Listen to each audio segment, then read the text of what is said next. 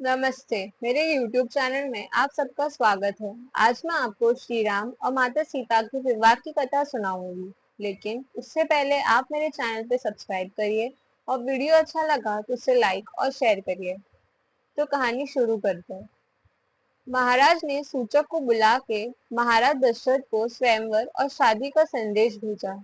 फिर उन्होंने कर्मचारियों को बाजार, रास्ते, घर, देवालय और सारे नगर को चारों ओर से सजाने को कहा। फिर उन्होंने दूसरे कर्मचारियों को मंडप सजाने का आदेश दिया। उन्होंने ब्रह्मा वंदना करके कार्य आरंभ किया। दूसरी ओर जनक जी के दूत श्री रामचंद्र की पवित्र पुरी अयोध्या में पहुंचे। सुंदर नगर को देखकर वे हर्षित हुए और राजद्वार पर जाकर उन्होंने खबर दी। राजा दशरथ खबर सुनते ही उन्हें बुला लिया। दूतों ने प्रणाम करके चिट्ठी दी। राजा चिट्ठी पढ़ते ही बहुत प्रसन्न हुए और गर्व महसूस करते रहे। राजा ने तुरंत गुरु वशिष्ठ को पत्रिका दी और आदर पूर्वक दूतों को बुलाकर सारी कथा गुरु जी को सुनाई। गुरु वशिष्ठ भी बहुत खुश हुए और गर्व महसूस करने लगे। उन्होंने राजा दशरथ जी की भी बहुत तारीफ की और कहा मिथिला जाने की तैयारी शुरू करो। फिर राजा ने रानियों को पत्रिका पढ़ के सुनाई। तीनों माताएं अत्यंत प्रसन्न थी और अपने दोनों पुत्रों को आशीर्वाद दे रही थी। उस दिन राजा ने बहुत दान दिया और पूरे अयोध्या को सजाने का आदेश दिया। अयोध्या वासी भी खबर सुनकर बहुत खुश थे। महल में अनेकों पकवान बनने लगे। स्त्रियां गीत गाने लगी। राजा दशरथ के महल का वर्णन करना मुश्किल हो गया था। फिर राजा दशरथ ने भरत जी को बुलाया और कहा, शीघ्र घोड़े, हाथी, रथ सजाओ और जल्दी रामचंद्र की बारात में चलो। भरत जी ने भी तुरंत सब सहानी को बुलाया और उन्हें आज्ञा दी। वे सब खुशी से काम करने लगे। रथों पर चढ़ चढ़कर बारात नगर के बाहर जुटने लगी। मगध, सूट, भट्ट और गुल गाने वाले सब जिस योग्य थे वैसे सवारी पर चढ़कर चले। राजा दशरथ के दरवाजे पर इतनी भीड़ थी कि अगर पत्थर भी फेंका जाए तो वह पीस कर चूर हो जाएगी। फिर एक सुंदर रथ में राजा दशरथ और गुरु वशिष्ठ एक साथ सवार हो गए और गुरु वशिष्ठ ने शंख बजाकर बारात आगे बढ़ाने का आदेश दिया। बड़ा शोर होने लगा, बाजा बजने लगे, सब गाना गाने लगे। उत्सव का माहौल हो गया था। बारात ऐसी बनी थी कि उसका वर्णन करना बहुत ही मुश्किल था। दूसरी ओर सूर्यवंश के पताका स्वरूप दशरथ जी को आते हुए जानकर जनक जी ने नदियों पर पुल बनवा दिए। बीच बीच में ठहरने के लिए सुंदर घर बनवा दिए जिनमें देवलोक के समान संपदा है। जब सभी बारातियों ने अपने अपने मन की पसंद के अनुसार सुहावने और उत्तम भोजन, बिस्तर और वस्त्र पाए, सभी बारातियों ने अपने घर बुला लिए। अगवानी करने वाले जब बारात दिखाई दी तब उन्हें हृदय में आनंद छा गया। अगवानियों को सज धज के साथ देखकर बारातियों ने प्रसन्न होकर नगाड़े बजाए। देव सुंदरियां फूल बरसाकर गाना गा रही थी और देवता आनंदित होकर नगाड़े बजा रहे थे। और उन लोगों ने सब चीजें दशरथ जी के आगे रख दी और अत्यंत प्रेम से विनती की।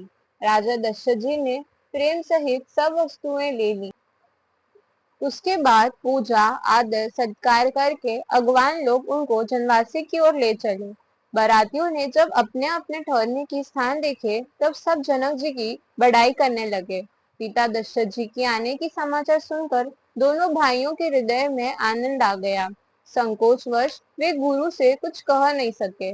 विश्वामित्र जी ने उनकी बड़ी नम्रता देखी तो प्रसन्न होकर उन्होंने दोनों भाइयों को हृदय से लगाया और जनवासी की ओर चले जहाँ दशरथ जी थे। जब राजा ने पुत्रों सहित मुनि को आते देखा तो वे हर्षित होकर उठे और मुनि को दंडवत प्रणाम किया और गुरु जी ने राजा को उठाकर हृदय से लगा लिया। फिर दोनों भाइयों को दंडवत प्रणाम करते हुए देखकर राजा के हृदय में सुख समाया और उन्होंने अपने दोनों पुत्रों को सीने से लगा लिया। फिर दोनों भाइयों ने गुरु वशिष्ठ को दंडवत प्रणाम किया। गुरु ने भी दोनों भाइयों को हृदय से लगा लिया। फिर दोनों भाइयों ने सब ब्राह्मणों की वंदना की और मन भाए आशीर्वाद पाए। भरत जी छोटे भाई शत्रुघ्न सहित श्री रामचंद्र जी को प्रणाम किया और लक्ष्मण जी के भी गले लग मिले। बारात लग्न के एक दिन पहले ही आ गई थी। सभी गांव के लोग राजा दशरथ और उनके चारों पुत्रों की तारीफ कर रहे थे।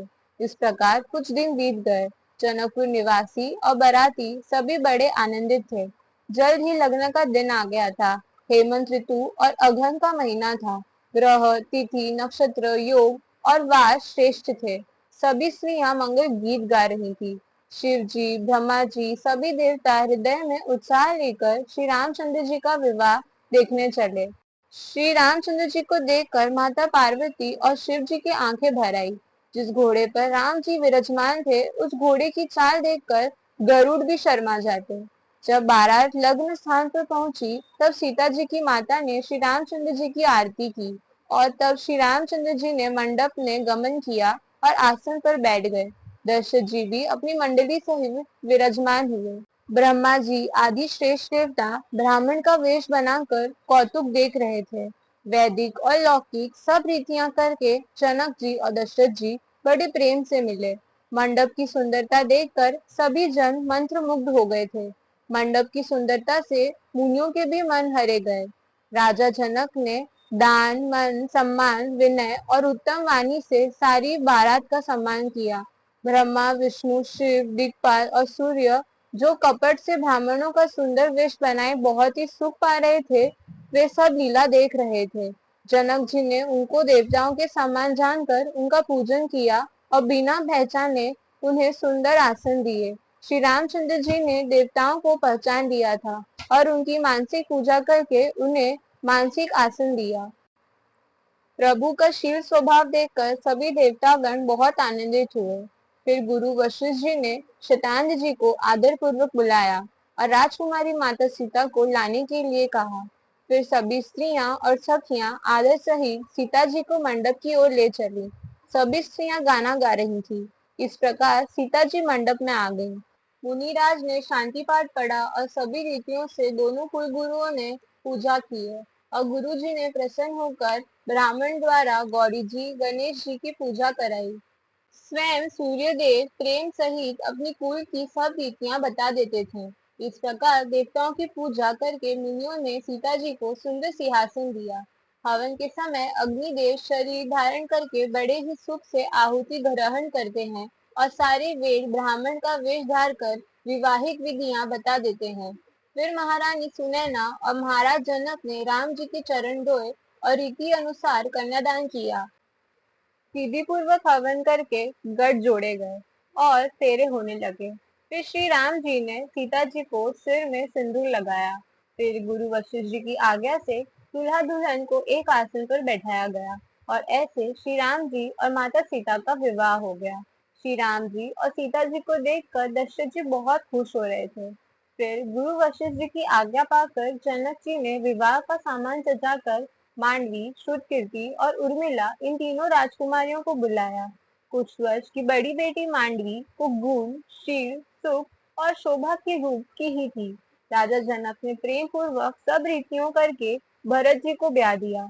जनक जी की छोटी बेटी उर्मिला को सब सुंदरियां में शिरोमणि जानकर सब प्रकार के सम्मान करके लक्ष्मण जी को ब्याह दिया और जिनका नाम श्रुतकीर्ति है और सुंदर नेत्रों वाली, सुंदर मुख वाली, सब गुणों की खान और रूप उनको राजा ने शत्रुघ्न को ब्याह दिया।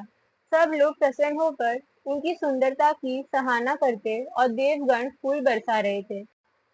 सब पुत्रों को बहू सहित देकर राजा दशरथ बहुत खुश हुए। श्री राम जी की विवाह की जैसी विधि वर्णन की गई थी, उसी रीति से सब राजकुमार विवाहे गए। फिर सब जनवासे की ओर गए। राजा जनक ने सभी दामाद और राजा दशरथ के चरण धोए और उनके साथ साथ सभी बारातियों को उचित आसन पर बैठाकर स्वादिष्ट भोजन कराया। राजा दशरथ प्रतिदिन सवेरे उठकर राजा जनक जी से विदा मांगते, पर जनक जी उन्हें प्रेम से रख लेते थे। प्रतिदिन हजारों प्रकार से मेहमानी होती थी। इस प्रकार बहुत दिन बीत गए।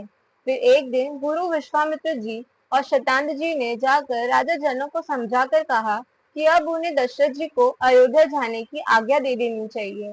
राजा जनक समझ गए और उन्होंने मंत्रियों को बुलाया और कहा, राजा दशरथ चलना चाहते हैं, सेवकों से उनकी जाने की तैयारी करना आरंभ कर दो और साथ ही रानी तक भी यह बात पहुंचा दो। जैसे ही रानी सुनैना को पता चला, वे विचलित हो गई और उसी पर उनके पास उनके चारों दामाद आज्ञा लेने के लिए आ गए। फिर उन्होंने भी खुशी से आशीर्वाद दिया और अपनी पुत्रियों के लिए तैयारी शुरू कर दी। अनेकों प्रकार के भोजन बनाए गए और बारातियों का सेवा किया गया। फिर जाने का समय भी आ गया।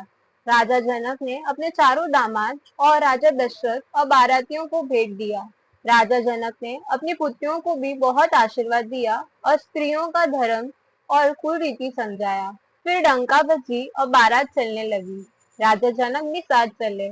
फिर कुछ देर बाद राजा दशरथ ने सुहावने वचन बोलकर राजा जनक से कहा कि अब वे बहुत दूर आ गए हैं, अब उन्हें लौट जाना चाहिए, और रथ से उतरकर उनसे भेंट की। उनके नेत्रों में प्रेम का प्रवाह बढ़ गया था। फिर राजा जनक ने अपने दामाद और पुत्रियों से भेंट किया और मिथिला की ओर चल दिए, और दूसरी ओर बारात भी अयोध्या की ओर प्रस्थान करने लगी। जल्द ही बारात अयोध्या पहुंचने वाली थी। अयोध्या वासी को जैसे पता चला बारात निकट है, सारे अयोध्या वासी खुश हो गए। नगाड़े बजने लगे, महल में स्वागत की तैयारी होने लगी, उत्सव का माहौल बन गया था। आशा है आपने पूरी कथा सुनी। आपको कथा कैसी लगी कमेंट में बताइए, और वीडियो को लाइक शेयर करके मेरे चैनल पे सब्सक्राइब करिए। धन्यवाद।